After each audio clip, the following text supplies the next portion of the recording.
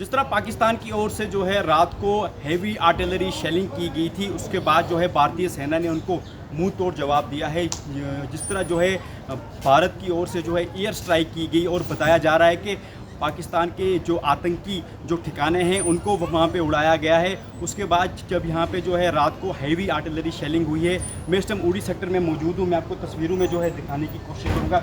साफ तौर से आप देख सकते हैं जब यहाँ पे रात को जो है सीज फायर का उल्लंघन हुआ था, जब हैवी आर्टिलरी शेलिंग हुई तो कितना नुकसान जो है यहाँ पे मकानों को खासकर हुआ है। जिस तरह से आप शीशे जो है मकानों के टूटे हुए हैं, खिड़कियाँ टूटी हुई हैं और लोग जो हैं वो काफ़ी कम दहशत में जो हैं। और साफ़ तौर से आप देख सकते हैं जो शल हैं वो सीधे जो है मकानों पे आके लगे हैं और साफ़ तौर से यही दर्शाता है कि पाकिस्तान की ओर से जब भी यहाँ पे सीज़ फायर का उल्लंघन किया जाता है तो खासकर जितने सीमावर्ती इलाके हैं वहाँ नुकसान होता है। और मेरे सामने यहाँ पर एक गाड़ी है, मैं आपको इसकी तस्वीरें भी जो है दिखाने की कोशिश करूँगा।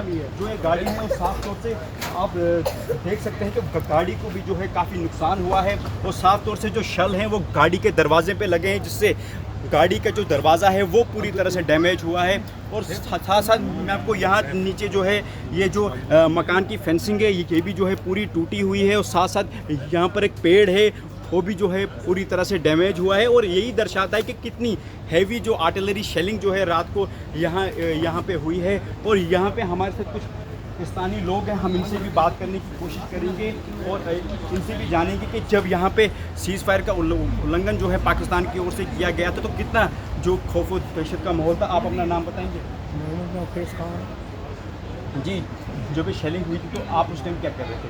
हम उस वक्त होशियार थे, घर पर ही थे, मतलब होशियार हो गए थे। पीछे आवाज़ें बहुत थी, तो आने चल रहा था तो अचानक ही ये एक शेल फट गए हमारे गेट के सामने। इसकी वजह से हमारा बहुत बड़ा नुकसान, छोटे छोटे बच्चे थे। शुक्रिया अल्लाह का कि इंसानी जान में बच गई। तो ये तो बहुत ज़बरदस्त मसला हुआ, क्योंकि नुकसान बहुत हुआ। बिल्कुल आप देख रहे हैं आपके सामने सब कुछ। आप क्या चाहते हैं क्या होना चाहिए जिस तरह के हालात बन रहे हैं इंडिया पाकिस्तान के बीच में, तो आम आदमी क्या चाहता है? हम अमन चाहते हैं, क्योंकि जंग तो कोई सलूशन नहीं है। जंग की कुछ भी होगा तो जंग से तो सिर्फ नुकसान ही होगा, चाहे वो इंडिया का हो या पाकिस्तान का हो। दोनों तरफ से अगर पहलगाम का वाक़या इंतहाई ख़तरनाक वाक़या हुआ, जिसकी जितनी भी मज़म्मत की जाए वो कम है। उसके लिए वो अल्फाज ही नहीं है कि इसकी मज़म्मत की जाए। अलबत्ता अगर उस वाक़े को लेकर आदमी चलते रहें तो फिर उसके अलावा तो और हज़ारों की तादाद में ये कैजुअल्टियाँ होती रहेंगी और हज़ारों की तादाद में आगे भी बहुत बड़ा नुकसान होता रहेगा। जब दो मुल्क आपस में जंग करेंगे, लड़ेंगे, तो उसमें तो कितना बड़ा नुकसान होगा, मुल्की नुकसान कितना होगा, इंसानी जान कितने होगा। इसलिए हम यही चाहते हैं कि इसमें अमन होना चाहिए, बिल्कुल पीस होनी चाहिए, आपस में सलाह होनी चाहिए, मिल बैठ कर टेबल पर कोई बात करके। बिल्कुल, जो यहाँ के स्थानीय लोग हैं वो भी चाहते हैं कि दोनों मुल्कों को जो है आपस में बातचीत करके इस मसले को जो है हल करना चाहिए। हमारे साथ यहाँ पे कुछ और भी स्थानीय लोग हैं, इनसे भी हम बात करने की जो है कोशिश करेंगे। आप अपना नाम बताइए। जो जब ये रात को हैवी शेलिंग हुई है यहाँ पे, तो आप उस टाइम कहाँ थे और कैसा उस टाइम आप महसूस कर रहे थे जब शेलिंग हो रही थी? जब स्टार्ट हुई थी उस टाइम तो मैं अपने रूम में था, नींद में। हल्के से नींद में जब मैं उठा तो शेलिंग हो रही थी काफ़ी, तो हल्के हल्के से जैसे मतलब यहाँ से हो रही थी, लेकिन जैसे हैवी हुई। हैवी होने के बाद जैसे कुछ हमारे जो मकान है इसके ऊपर जो टीन है ना, इसके ऊपर मतलब कंक्रीट जैसी आगे गिर रही थी, तो ऐसे महसूस हो रहा था कि हमारे पास में हुआ है। लेकिन हम अंदर ही बैठे, ये वाला जो हमारे मकान में जब डैमेज हुआ इसके बाद वो दूसरे वाला शिफ्ट करके हम अपने रूम में वहाँ अंदर बैठे। तो जब तक लाइट नहीं आई तो लाइट नहीं निकली, जब लाइट आई, लाइट आने के बाद लाइट निकली, उसकी लाइट निकली के हमने देखा उसके बाद सारी जो पिक्चर्स है।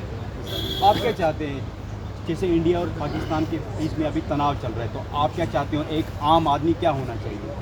इंडिया और पाकिस्तान के साथ हमारा है, ये तो दो मुल्कों का मसला है, इसमें हम क्या बोलेंगे। लेकिन इसमें सबसे बड़ी बात है कि एक आम आदमी जो है वो सबसे ज़्यादा पैसा देता है। खासतौर की बात वगैरह के जो लोग हैं ये सबसे ज़्यादा इसमें इन्वॉल्व होते हैं। कम से कम इस चीज़ पे भी नज़र रखनी चाहिए, इस चीज़ को देखनी चाहिए, हमारे सेफ्टीज़ को देखना चाहिए। तो इसलिए वो तो मुल्कानी जो आपस में क्या डिस्कस करते हैं वो तो उनका है, लेकिन मेन मुद्दा ये भी है कि आप उनको कितना डैमेज हुआ है। कितना नुकसान हुआ है। इस चीज़ को गवर्नमेंट से सोच के बिल्कुल, जो यहाँ के स्थानीय लोग हैं वो भी चाहते हैं कि जो दो मुल्क हैं भारत और पाकिस्तान, उनको जो है बातचीत करके ये मसला जो है हल करना चाहिए।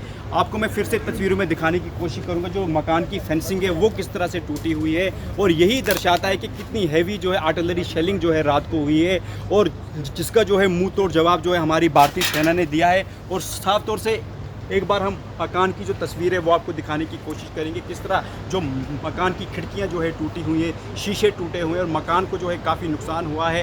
हालांकि जो यहाँ के स्थानीय लोग हैं उनका कहना है कि हम जब रात को यहाँ सो रहे थे तो उसी वक्त जो है खौफ और दहशत का माहौल जो है पूरे इलाके में जो है था, और साफ तौर से यही दर्शाता है कि किस तरह से जो है जब भी इन इलाकों में आर्टिलरी शेलिंग या सीज़ फायर का उल्लंघन होता है तो आम इंसान जो है उनको इस तरह का खौफ और दहशत के माहौल में जो है जीना पड़ता है।